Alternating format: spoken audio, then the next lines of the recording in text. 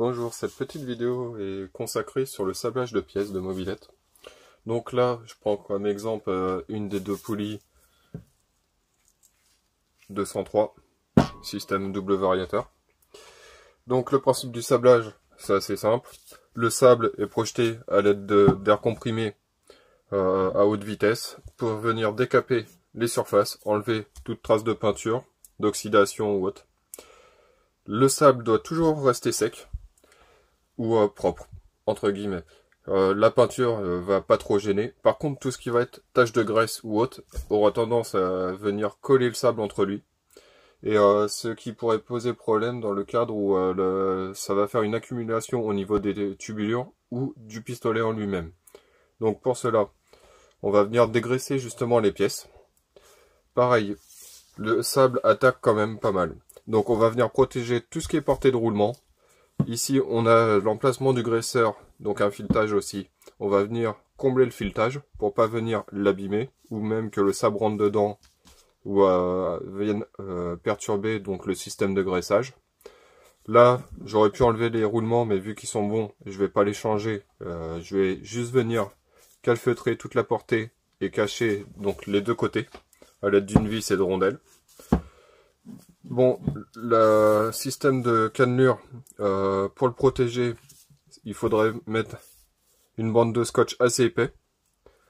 Sauf que moi, je vais pas le faire parce que j'ai quand même pas mal d'habitude au niveau du sablage et que je veux sabler seulement cette partie-là.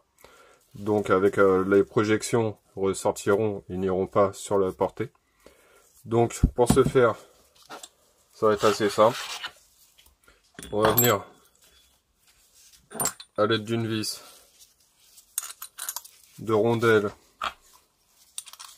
fermer l'endroit du roulement.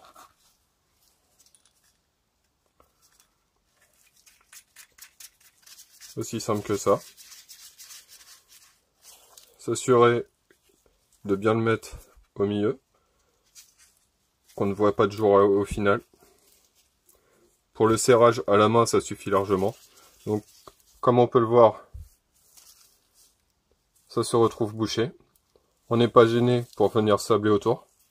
Il faut bien prendre des rondelles à la taille. Si vous la prenez trop large, vous aurez un petit souci pour venir sabler sur ces parties-là.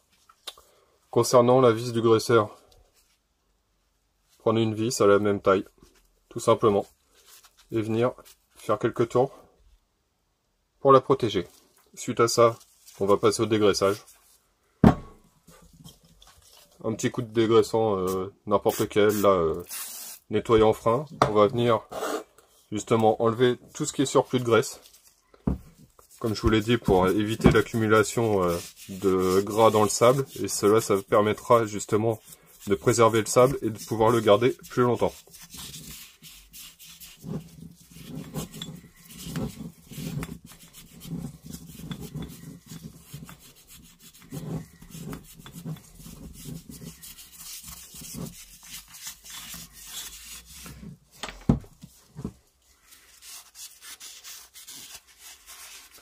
Après, ça sert à rien d'avoir une pièce vraiment nickel à 100%.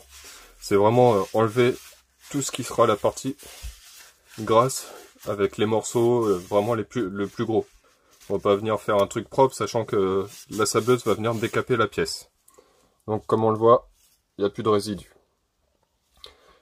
Après, personnellement, j'ai la chance d'avoir pu avoir une cabine de sablage.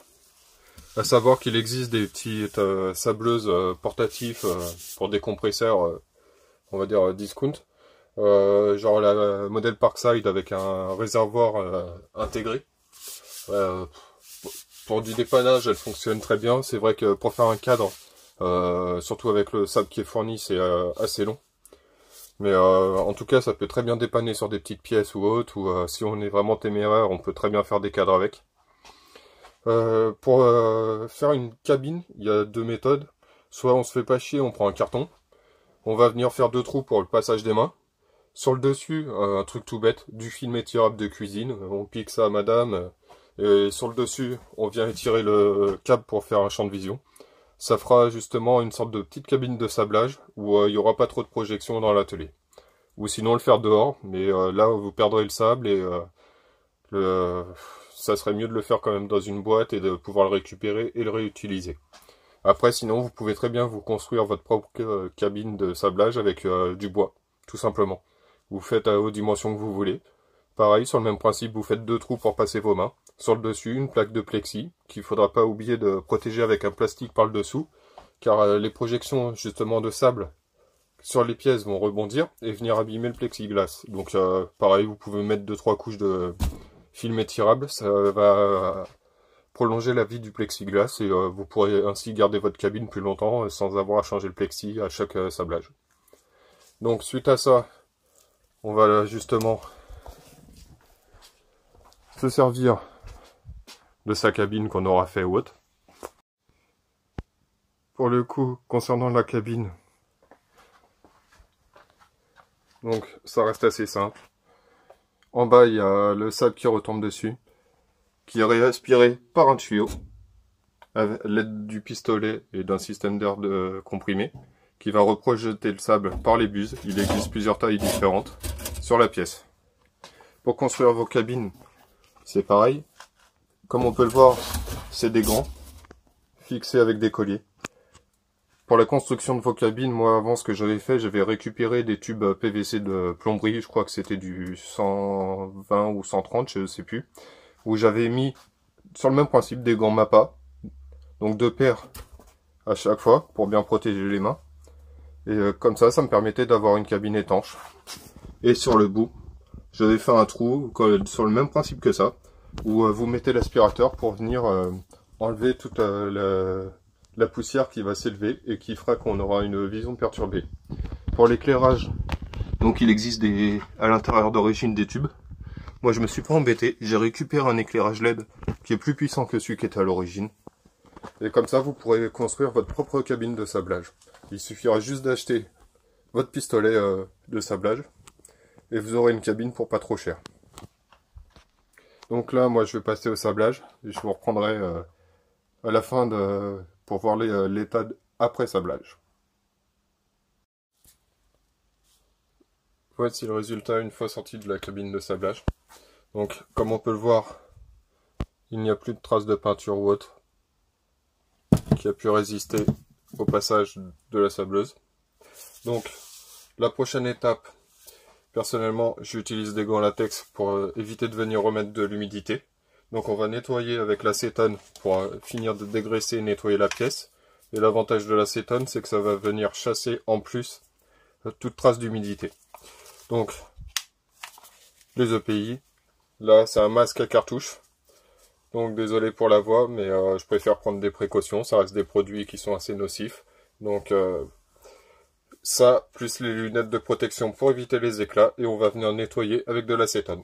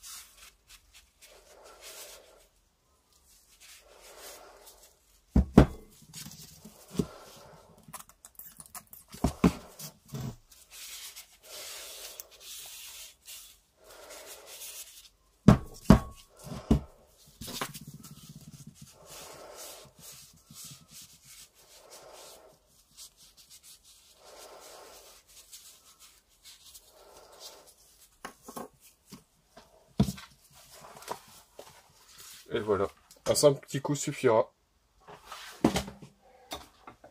Suite à ça, moi je vais venir protéger toute cette partie de la poulie, parce que je vais pas la peindre. Je vais juste seulement peindre l'intérieur. Et du coup, je vais vous reprendre une fois protégé.